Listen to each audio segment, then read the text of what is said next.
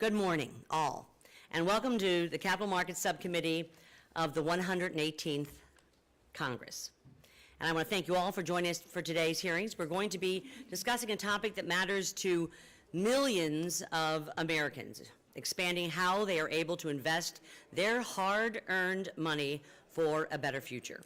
This hearing will examine the ways in which Congress can give Main Street investors better access to investment opportunities that have been historically available for only the wealthy or the highly educated. Congress must work to expand opportunities for all investors and entrepreneurs in the securities markets in order to create long-term, sustainable growth within our economy. Companies have two options for accessing capital in the securities markets: an initial public offering or a private offering. Due to the considerable costs associated with burdensome reporting requirements for public companies, an initial public offering may not be an option for many smaller companies. Therefore, a private offering is often more cost-efficient a more cost-efficient way, I should say, for a smaller company to raise capital. However, raising funds through a private offering has its own challenges.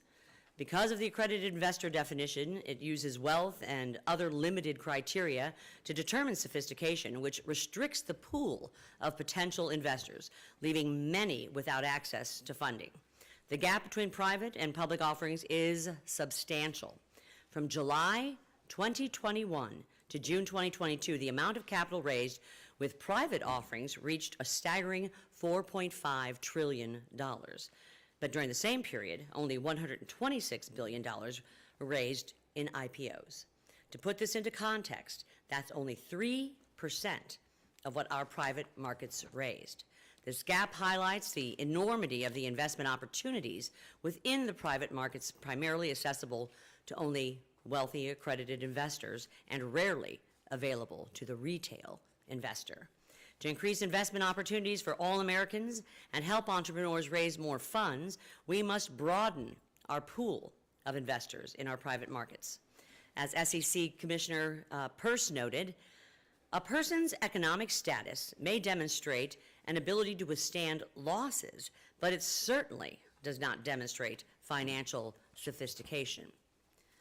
The Commissioner continues, and I quote, "The result of pretending that wealth is a good measure of sophistication is a standard that discriminates against financially sophisticated, lower income, and net worth Americans.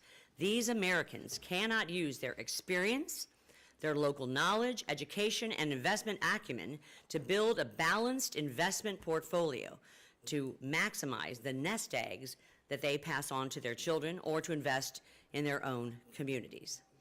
To that, I say amen. Congress must modernize the outdated accredited investor definition and expand the number of individuals who qualify as accredited investors to open up more funding opportunities for all entrepreneurs. Additionally, we must expand access to investment opportunities for retail investors through closed-end funds whose shares trade on the open market and have some similar traits with ETFs and mutual funds. Approximately 3 million retail investors rely on closed-end funds as a source of retirement savings and investment opportunities.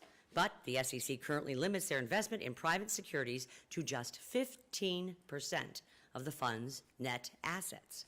We should allow public-offered closed-end funds to invest all their assets in private securities to increase retail investor exposure to private markets while maintaining investor protection. Finally, we must provide equity compensation for gig workers who make up over a quarter now, of the U.S. workforce and play a vital role in our 21st century economy. These workers deserve the same opportunities for financial stability and growth as traditional employees. Expanding opportunities for all investors and entrepreneurs is not just a moral imperative, but it is also essential for the growth and prosperity of our economy. I want to thank you all, and I look forward to our discussion in this critical issue.